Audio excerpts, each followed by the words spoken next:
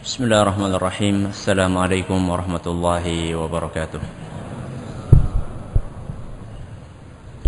إن الحمد لله نحمده ونستعينه ونستغفره ونعوذ بالله من شرور أنفسنا ومن سيئات أعمالنا. من يهده الله فلا مضل له ومن يضلل فلا هادي له. وأشهد أن لا إله إلا الله وحده لا شريك له وأشهد أن محمدا عبده ورسوله. يا أيها الذين آمنوا اتقوا الله حق تقاته ولا تموتن إلا وأنتم مسلمون. يا أيها الناس اتقوا ربكم الذي خلقكم من نفس واحدة وخلق منها زوجها وبث منهما رجالا كثيرا ونساء واتقوا الله الذي تساءلون به والأرحام إن الله كان عليكم رقيبا. يا أيها الذين آمنوا اتقوا الله وقولوا قولا سديدا يصلح لكم أعمالكم ويغفر لكم ذنوبكم ومن يطع الله ورسوله فقد فاز فوزا عظيما. أما بعد فإن أصدق الحديث كتاب الله وخير الهدى هدى محمد صلى الله عليه وسلم وشر الأمور محدثاتها وكل بدعة ضلالة. Kita panjatkan puja dan puji syukur kehadirat Allah Tabaraka wa Ta'ala. Pada kesempatan malam yang sangat cerah ini, kita kembali diberi kekuatan, kesehatan, hidayah serta taufik dari Allah Jalla wa'ala, sehingga kita bisa kembali menghadiri pengajian rutin tafsir kita ini di Masjid Agung Darussalam Purbalingga. Kita berharap semoga Allah Tabaraka wa Ta'ala berkenan untuk melimpahkan kepada kita semuanya ilmu yang bermanfaat, sehingga bisa kita amalkan sebagai bekal untuk menghadap kepada Allah Jalla wa'ala. Amin ya Rabbal Alamin. Salat dan salam semoga senantiasa tercurahkan kepada junjungan kita Nabi besar Muhammad sallallahu alaihi wasallam, kepada para sahabatnya, keluarganya, dan umatnya yang setia mengikuti tuntunannya hingga hari akhir nanti. Para hadirin dan hadirat yang kami hormati, segenap pendengar Radio Roja di Jakarta, di Bandung, di Lampung, para pendengar Radio Sunnah FM Cirebon, pendengar Radio Al-Hikmah FM di Banyuwangi, Bali, dan sekitarnya. Pada kesempatan kali ini kita akan melanjutkan tafsir dari surat Al-Kautsar, di mana pada 2 atau 3 pertemuan yang telah lalu kita sudah mulai membahas tentang tafsir ayat yang pertama yang berbunyi Inna a'tainakal kautsar, di mana saat itu kita telah menjelaskan bahwasanya Al-Kautsar berdasarkan hadis Nabi SAW berarti apa? Telaga di padang mahsyar dan sungai di surga. Inna a'tainakal kautsar, sesungguhnya kami, siapa itu? Allah, telah mengaruniakan kepadamu, siapa? Rasulullah sallallahu alaihi wasallam, telaga Kautsar dan juga sungai Al-Kautsar. Setelah Allah Subhanahu wa Ta'ala di dalam ayat pertama menjelaskan dan mengingatkan Nabi kita sallallahu alaihi wasallam tentang karunia istimewa yang telah Dia berikan kepada beliau, di ayat yang kedua Allah Subhanahu wa Ta'ala menjelaskan kepada nabinya bahwa karunia istimewa tersebut ada konsekuensinya. Karunia yang Allah berikan kepada nabinya sallallahu alaihi wasallam itu ada konsekuensinya. Apa konsekuensinya? Apa konsekuensi nikmat? Nikmat konsekuensinya harus disyukuri. Loh, Ustaz, ayat yang kedua kan bunyinya fasholli li rabbika wanhar. Apa artinya? Salatlah untuk Rabbmu dan berkurbanlah. Tidak ada kata-kata syukur di situ. Ada tidak kata syukur di situ? Tidak ada. Loh, katanya konsekuensi dari nikmat syukur, Ustaz. Justru disinilah Allah Subhanahu wa ta'ala mengingatkan nabinya bahwa di antara bentuk syukur yang paling besar apa? Salat dan berkurban. Di sini Allah Subhanahu wa taala menyebutkan dua ibadah yang paling mulia di dalam jenis ibadah. Salat adalah ibadah yang paling mulia di dalam jenis ibadah amaliyah. Apa ibadah amaliyah? Ibadah yang dilakukan dengan anggota tubuh. Di antara sekian jenis ibadah amaliyah yang paling afdal adalah apa? Sedangkan kurban adalah merupakan salah satu ibadah yang paling mulia di dalam jenis ibadah apa? Harta atau maliyah. Ya, bahasa Arabnya harta apa? Maliyah atau mal. Jadi di sini Allah Subhanahu wa taala menggandengkan antara dua jenis ibadah yang paling istimewa di dalam jenisnya. Yang pertama, salat adalah ibadah yang paling mulia di dalam jenis ibadah amaliyah yang dilakukan dengan anggota tubuh. Kemudian Allah menggandengnya dengan ibadah kurban yang merupakan salah satu ibadah yang paling mulia di dalam jenis ibadah harta. Di dalam ayat ini Allah Subhanahu wa taala menjelaskan persis seperti dua ayat terakhir dari surat Quraisy. Apa dua ayat terakhir dari surat Quraisy?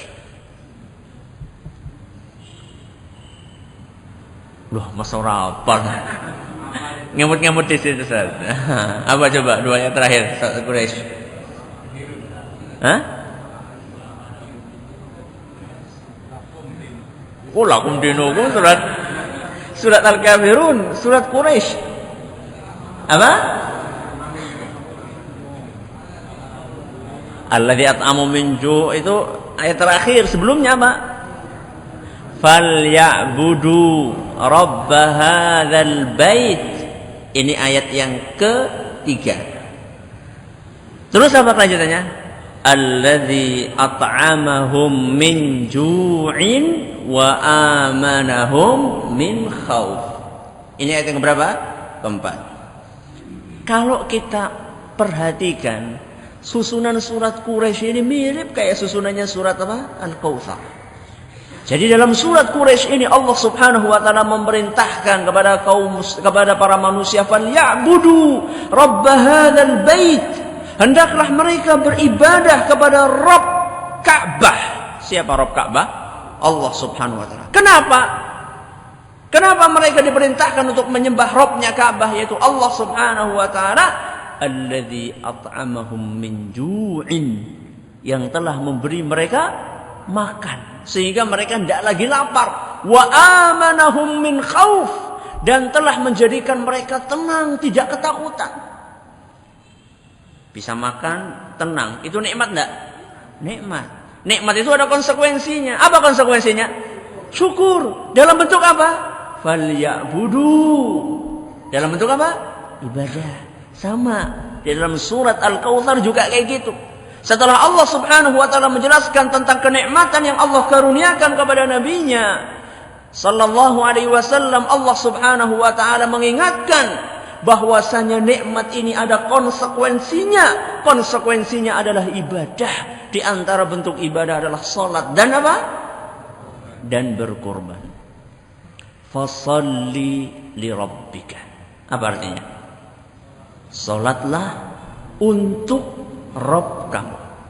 Apa Ustaz maksudnya salatlah untuk Rabb kamu? Kata Imam Ibnu Katsir, maksudnya adalah ikhlaskan salatmu. Hanya untuk siapa? Hanya untuk Allah. Entah itu salat yang wajib maupun salat yang sunnah. Ikhlaskan salatmu hanya untuk Allah, baik itu salat yang hukumnya wajib maupun yang hukumnya sunnah.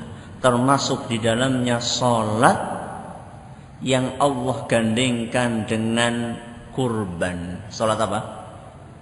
Idul Adha. Makanya ada sebagian ulama yang menafsirkan fasalli. Salatlah di sini yang dimaksudlah salatlah Idul Adha. Karena apa? Karena digandengkan dengan apa? Wanhar, digandengkan dengan kurban. Tapi kalimat ini lebih umum, kata Syekh Ibnu Utsaimin. Salat di sini lebih umum, mencakup salat Idul Adha dan salat sunnah yang lainnya, apalagi salat yang wajib. Fashalli li rabbika, salatlah untuk Rabbmu. Jadi yang diminta itu bukan sembarang salat. Banyak di antara kita tuh salat, tapi salatnya itu belum salat yang berkualitas. Dalam konteks ayat ini, salat yang berkualitas adalah salat yang ikhlas karena Allah. Ikhlas siapa?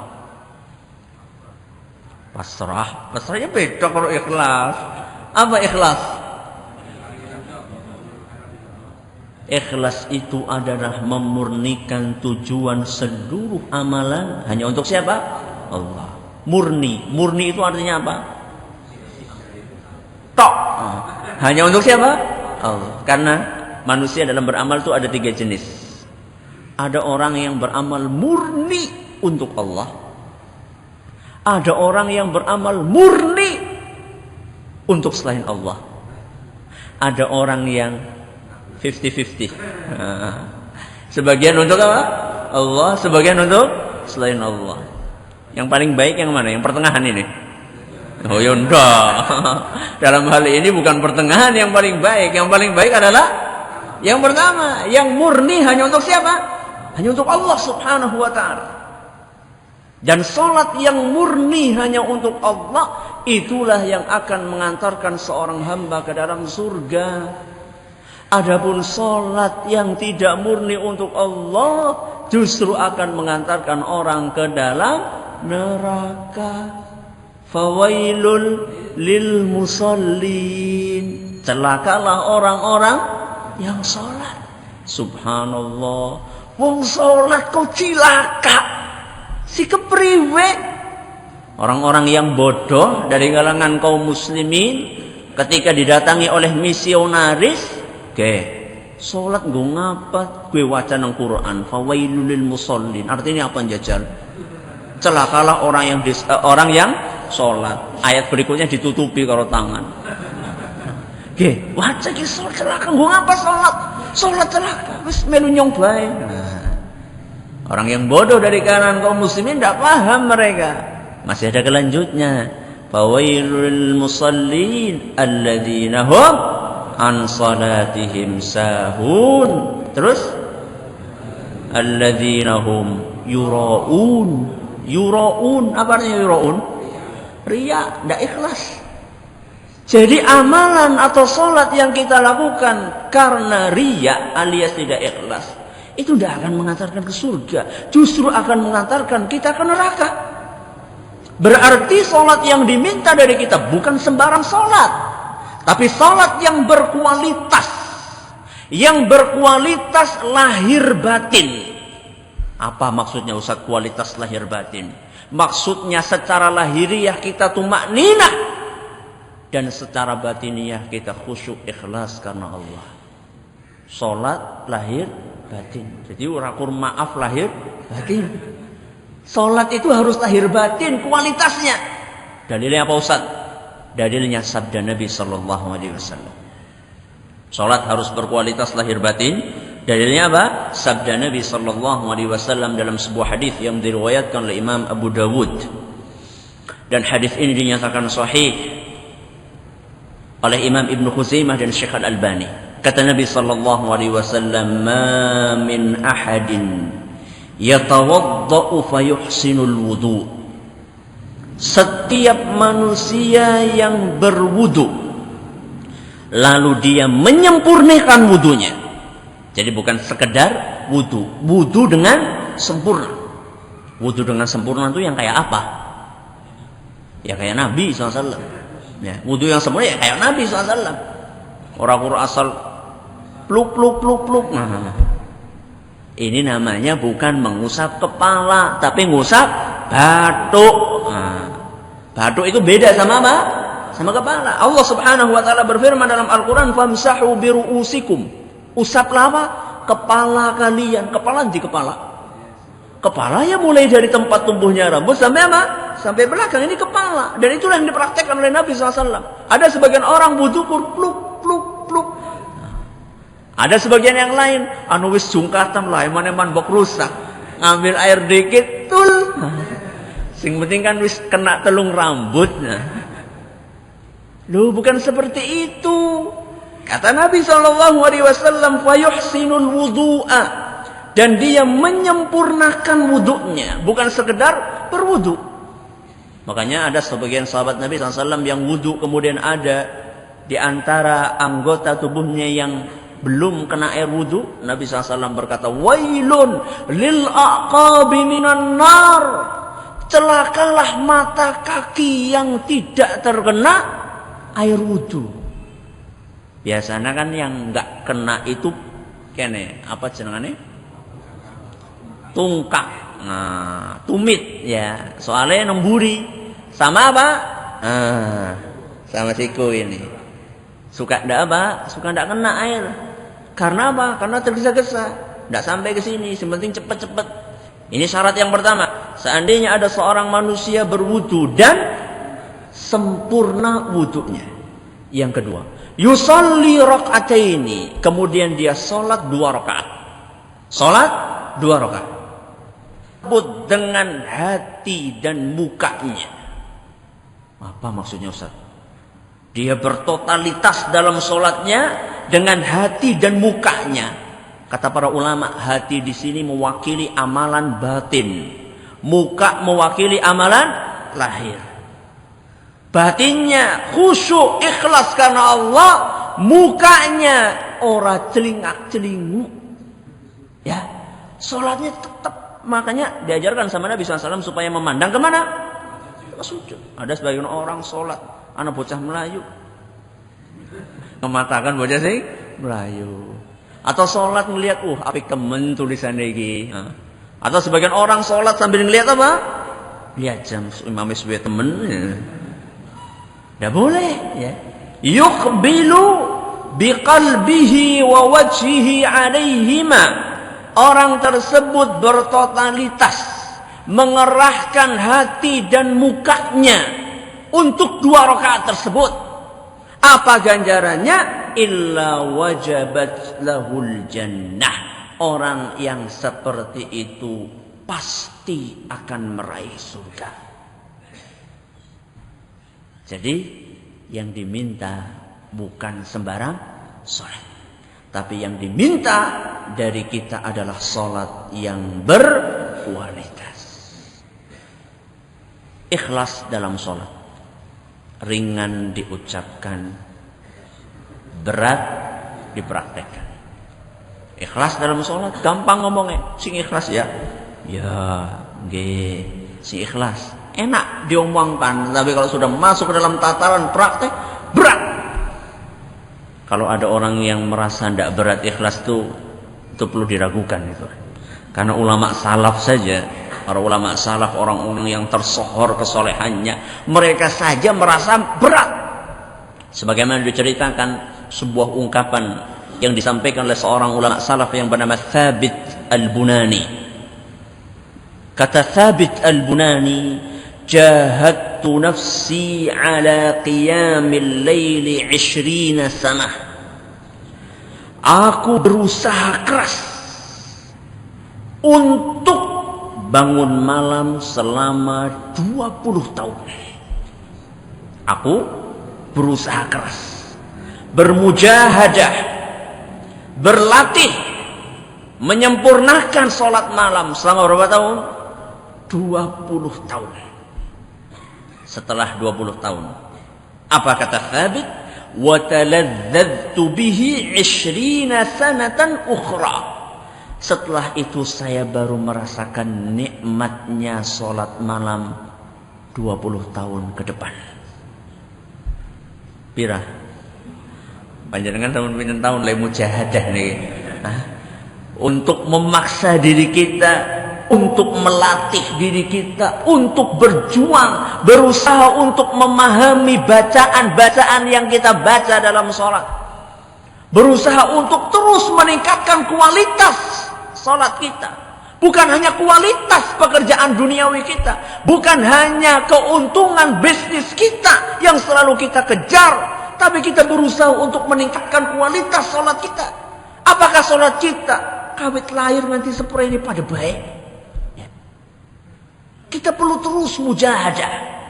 Kita perlu terus untuk meningkatkan kualitas sholat kita. Kita perlu untuk berusaha keras, khusyuk, berjuang, pantang mundur, melatih diri. Itulah yang dibutuhkan dari kita. Merupakan suatu fenomena yang menggembirakan. Banyak alhamdulillah di antara kaum muslimin kalau sudah dikumandangkan azan mereka bergegas untuk berwudu, sholat, meninggalkan seabrek pekerjaan duniawi. Ini menggembirakan. Fenomena yang menggembirakan. Tapi cukup sampai di situ? Cukup sampai di situ? Apakah kita puas sampai di situ? Belum. Seharusnya seorang muslim tidak cukup sampai di situ. Bagus. Alhamdulillah panjenengan dapat hidayah dari Allah Subhanahu wa taala. Di saat banyak orang yang belum mendapatkan hidayah untuk itu. Masih banyak orang yang ketika dikumandangkan azan lah engko disit lah tanggung. Engko disit tanggung. Lah eman-eman lagi ning pasar akeh sing tuku kok. Masa dadakan salat. Engko ya duitnya kurang. Lah ndak enak sama bos. Nanti gimana kalau salat? Sekian banyak orang yang belum bisa mengalahkan ini. Alhamdulillah ada di antara kaum muslimin yang sudah bisa mengalahkan ujian tersebut. Sehingga ketika dia mendengarkan suara azan, dia tinggalkan seluruh urusan duniawi dia. Alhamdulillah. Tapi jangan puas sampai di situ. Kita masih punya kewajiban yang lainnya. Bagaimana kualitas sholat yang kita lakukan. Sangat disayangkan. Banyak di antara kaum muslimin yang menjadikan sholat itu hanya sekedar rutinitas. Seperti rutinitas pekerjaan duniawi. Yang namanya pekerjaan rutinitas itu kan cepat ya. Apal. Saking apalnya jadi seorang butuh mikir. Ya. Coba sekarang, perawat. Perawat pekerjaannya kalau di rumah sakit apa? Ya selain nyuntik kan mendata kan pasien, setiap hari mendata setiap bangsal namanya siapa, kemudian masuk tanggal berapa, perkembangannya apa, tindakan yang sudah diberikan apa, nomor registrasinya berapa, terus itu kalau orang sudah rutin. Awalnya pertama kali dia menyelesaikan itu dalam 1 jam, tapi karena sudah saking rutinnya, sudah tidak perlu buka buku teori, langsung dia tulisannya kayak dokter. Terus cepat tulisannya. Mungkin dalam seberapa jam selesai. Tapi coba dia iseng-iseng coba buka catatan itu. Dia koreksi lagi.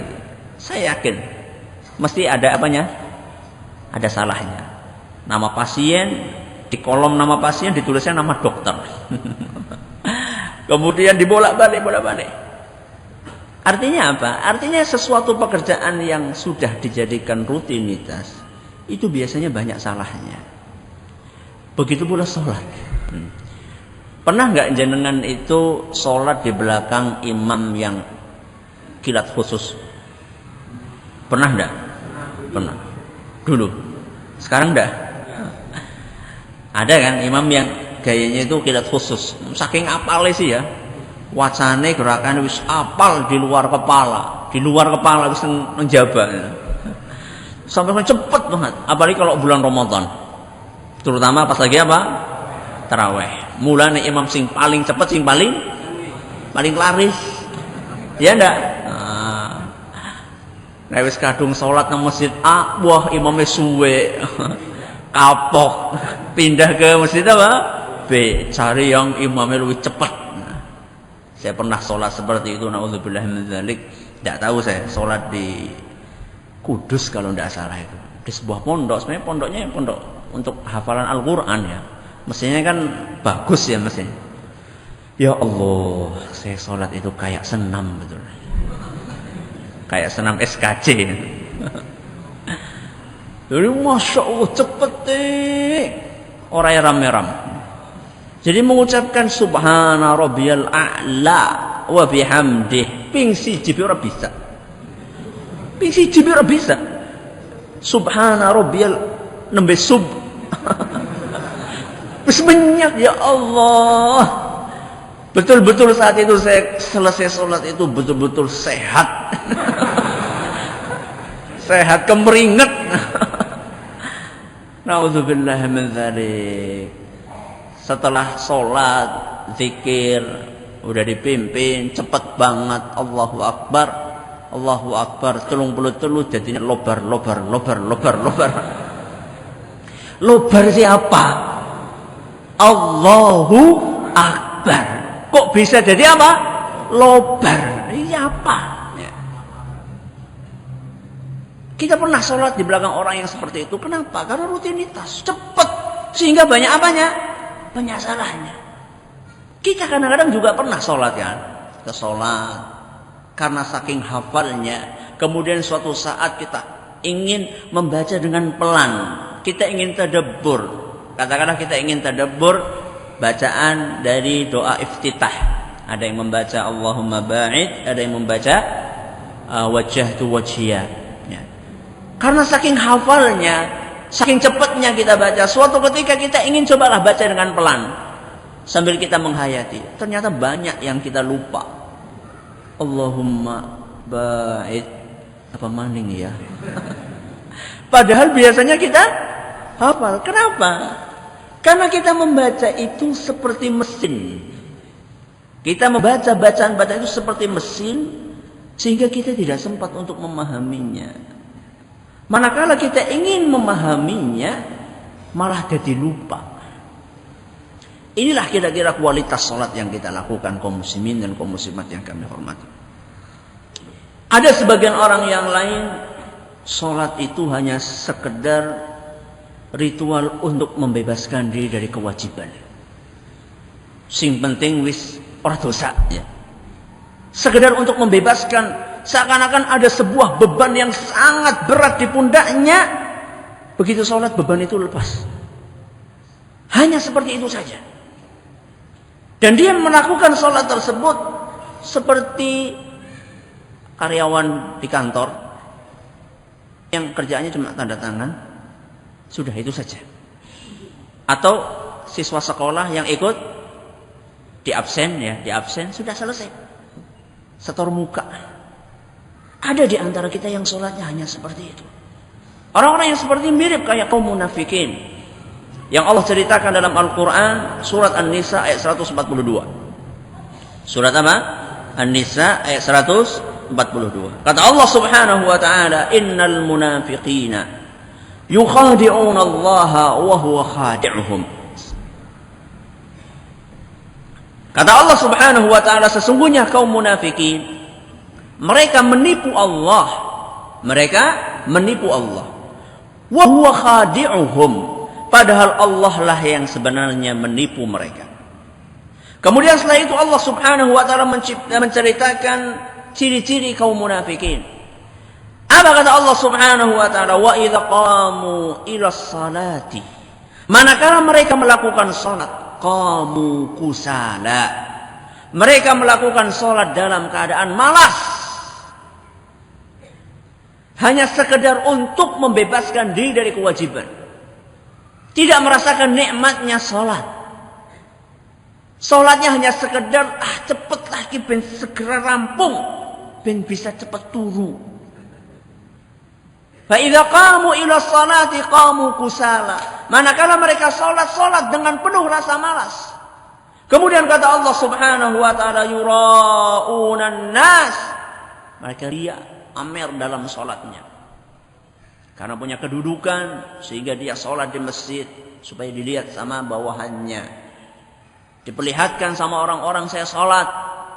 Yura'unan nasa wa la yadhkurunallaha illa qalila. Dan kaum munafikin tidak mengingat Allah kecuali cuma sedikit, sebentar mereka mengingat Allah. Ketika sholat yang diingat perkara duniawi, sehingga dia itu mirip orang yang korupsi. Dia korupsi dari sholatnya, korupsi dari bacaannya. Dia tidak berusaha untuk memahami isi dari bacaan yang dia baca. Dia mengatakan, menjelek-jelekkan orang yang korupsi, ternyata dia juga apa? Korupsi. Ada orang yang korupsi dari bacaan sholatnya karena dia tidak memahami bacaan yang dia baca. Ada orang yang korupsi dari gerakan sholatnya, sebagaimana yang dialami oleh salah seorang sahabat Nabi Sallallahu Alaihi Wasallam yang sholatnya tidak diakui dalam tanda kutip oleh Nabi Sallallahu Alaihi Wasallam. Manakala ada seorang Arab Badui masuk ke masjid sholat 2 rakaat, kemudian datang kepada Nabi SAW ingin bersalaman dengan Nabi SAW. Apa kata Nabi SAW? Irji', kembali kamu. Fasalli, fa innaka lam tusalli. Salat kamu, ulangi salat kamu. Kamu tuh belum salat. Kamu belum salat. Berarti salatnya tidak dianggap. Oleh siapa? Oleh Nabi SAW. Kemudian dia apa? Salat lagi. 2 rakaat, balik lagi, ketemu Nabi SAW. Ingin salaman oleh Nabi SAW, dikatakan irji', kembali kamu. Salat, kamu belum salat. Masya Allah, udah salat 4 rakaat dikatakan belum salat. Dia salat lagi, persis seperti salat gaya pertama dan kedua. Ketiga pun sama. Nabi SAW berkata, irji' fasalli fa innaka lam tusalli, kembali kamu belum salat. Akhirnya orang Arab Badui itu menyerah dia. Ya Rasulullah, ma uhsinu ghairaha. Wahai Rasul, saya tidak tahu cara sholat kecuali seperti yang saya lakukan tadi. Kemudian Nabi SAW dengan lembutnya mengajarkan, kalau sholatlah dengan tumakninah. Janganlah engkau berdiri kecuali berdiri dengan sempurna. Ketika rukuklah dengan apa? Dengan sempurna. Ketika sujudlah dengan sempurna. Rukuk dengan sempurna, sebagaimana disebutkan dalam beberapa hadis, adalah saat itu tulang kembali pada posisinya masing-masing. Kalau dalam keadaan rukuk, ya rukuk posisinya masing-masing, jadi lurus. Makanya diceritakan dalam beberapa hadis, kalau misalnya diletakkan apa? Diletakkan air di atasnya, maka tidak akan apa? Tidak akan tumpah. Saya pernah lihat orang sholat itu, begitu rukuk, urung sempat ngadeg, wis labas sujud. Jadi sholatnya itu cukur sekedar formalitas, dongak setitik terus langsung apa? Langsung sujud. Orang yang seperti ini persis seperti sholatnya orang apa tadi? Orang Arab Badui tadi. Irji' fasalli fa innaka lam tusalli. Kembali kamu sholat, kamu belum sholat. Subhanallah. Jadi dalam hadis ini Nabi kita Sallallahu Alaihi Wasallam menjelaskan bahwasanya orang tersebut sholatnya tidak dianggap. Makanya yang diminta dari kita bukan sembarang sholat, tapi sholat yang berkualitas. Kualitas apanya? Lahir dan batinnya. Lahiriahnya tadi gerakannya, tumakninah, batiniyahnya karena Allah semata. Ada sebagian orang sholat dijadikan sholat, atau dia menjadikan sholatnya sebagai proposal. Sebagai apa? Proposal dalam tanda kutip. Proposal untuk nyari keuntungan duniawi. Jadi kan Arab nyalek tuh, sholat rajin banget. Soalnya anak ada maunya. Nah, ada apanya? Ada maunya. Atau misalnya anak-anak ini SD lagi UNAS ya. Lagi ujian nasional, rajin banget Jan. Ya sholatnya pada rajin-rajin. Begitu rampung ujian wis lulus. Mencelat kabeh. Sholat hanya sekedar dijadikan proposal, nek wis rampung, wis. Subhanallah. Bagaimana orang-orang yang seperti ini dianggap ikhlas dalam sholatnya? Sholat dituntut dari seorang hamba kapan dan dimanapun dia berada. Makanya Allah Subhanahu wa taala di dalam Al-Qur'an menjelaskan wasta'inu bis sabri wassalah. Jadikanlah salat itu sebagai penolong kalian. dan juga sabar. Kenapa Ustaz? Karena orang hidup di dunia mesti dia akan menghadapi cobaan. Gak ada orang hidup di dunia lurus terus penak terus, enggak ada. Mesti kadang-kadang susah, kadang-kadang dapat musibah, kadang dapat cobaan. Entah itu kematian, entah itu kebangkrutan, entah itu sakit. Kalau orang pengen eksis di dunia ini, dia harus kuat. Dia harus kuat supaya bisa eksis. Nah, kalau kita ingin kuat, maka kita harus mencari penopang dan penguat. Kalau orang yang beriman, penopangnya apa? Sholat. Dia jadikan sholat itu sebagai apa? Sebagai penopang dia untuk menghadapi kehidupan yang ada di muka bumi ini. Loh Ustaz, ujarku ya sholat loh Ustaz. Ujarku ya sholat, tapi nek lagi bangkrut gue jenuh rasanya Ustaz, arep bunuh diri. Ingat kelanjutan ayat tersebut. Wasta'inu bis sabri was shalah. Jadikanlah sholat dan sabar sebagai penolong. Terus apa kelanjutannya? Wa innaha lakabiratun illa 'alal khashi'in. Hal yang tersebut sangat berat kecuali bagi orang-orang yang khusyuk. Al-Quran surat Al-Baqarah ayat 45. Jadi hanya orang-orang yang khusyuklah dalam sholatnya, yang ikhlas karena Allah dalam sholatnya, yang berusaha untuk meresapi isi dari sholatnya, itulah yang akan sholatnya menjadi penopang dia dalam menghadapi cobaan hidup. Makanya lihat orang-orang yang rajin ibadah dengan orang-orang yang tidak rajin ibadah. Kalau orang yang rajin beribadah dan dia khusyuk dalam sholatnya, dia menghadapi cobaan, dia bisa tegar, dia bisa kokoh. Dia bisa seperti karang di tengah lautan. Kenapa? Karena dia punya sesuatu yang menopang dia. Beda dengan orang yang tidak pernah beribadah. Musibah sedikit kendat. Musibah sedikit kendat. Kenapa? Karena dia pun tidak punya penopang. Dia rapuh. Walaupun badannya besar, tapi dia rapuh. Hatinya rapuh. Karena apa? Karena tidak ada yang menopang hidup dia. Adapun orang-orang yang khusyuk dalam sholatnya, maka dia akan kuat, tegar menghadapi cobaan hidup ini. Makanya Nabi SAW, kalau sudah datang waktu sholat, beliau langsung panggil Bilal. Kemudian Nabi SAW berkata, Ya Bilal, aqimis salah. Wahai Bilal, cepat qomat wahai Bilal. Kenapa? Arihna biha. Istirahatkanlah kami dengan sholat. Maksudnya, mana wis sholat wis apa? Sayem tenang. Itulah Nabi kita Muhammad SAW. Nabi sholat wis tenang. Orang kayak sholat, aduh, sudah temen imam iki jan wacane. Biasanya cepet ke imam iki jan. Gak seperti itu. Nabi SAW kalau sudah sholat itu senang, enak. Makanya pernah dalam hadis lain. Kalau tadi hadis riwayat Abu Dawud dinyatakan sahih oleh Syekh Al-Albani. Dalam hadis lain yang diriwayatkan oleh Imam Al-Hakim dan dinyatakan sahih oleh beliau, Nabi kita sallallahu alaihi wasallam bersabda, "Ju'ilat qurratu 'aini fis shalah." Allah menjadikan ketenangan batinku di dalam salat. Jadi kan yang Rasulullah SAW nek wis salat napa? Tenang. Tenang. Kalau kita gelisah, ya, kalau kita gelisah. Lah salat maning. Nembe zuhuran wis asaran. Nembe asaran wis maghriban. Wis tanggung lagi bal-balan kok. Ya namanya bal-balan mulainya jam 3, ya Allah jam 3. Mulai bal-balan jam 3. Padahal asar jam pira? 3:15. Kadang-kadang jam 3 kurang jajal. Apa mungkin sholat? Hah? Nek wis menang, wis soli 2 babak menang, wis saking senenge maghribnya lewat. Saya lagi pesta, Arab Isya wis ngantuk.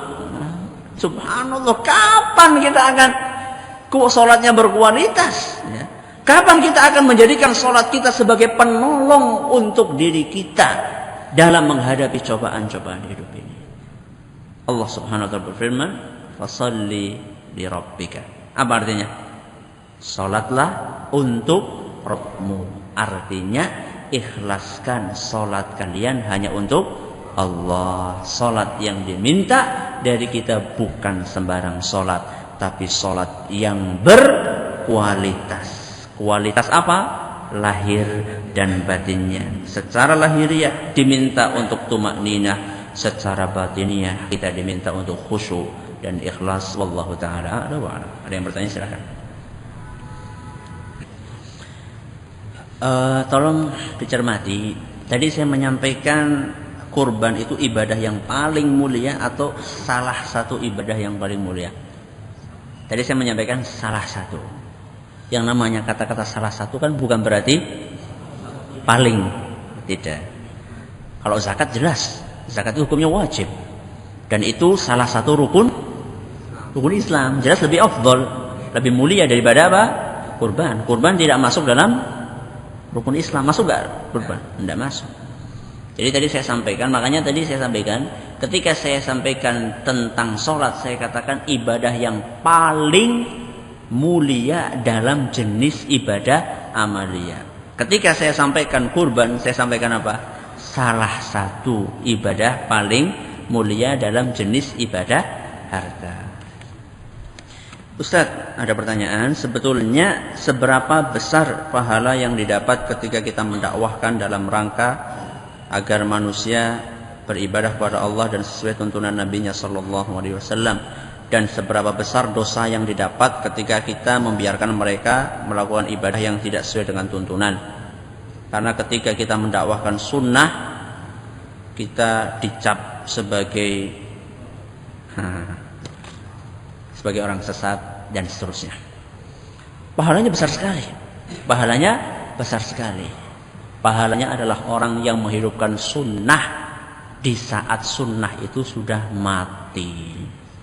Dia akan mendapatkan pahala orang yang mengamalkannya sampai hari kiamat. Man dalla ala khairin falahu mithlu ajri fa'ilihi.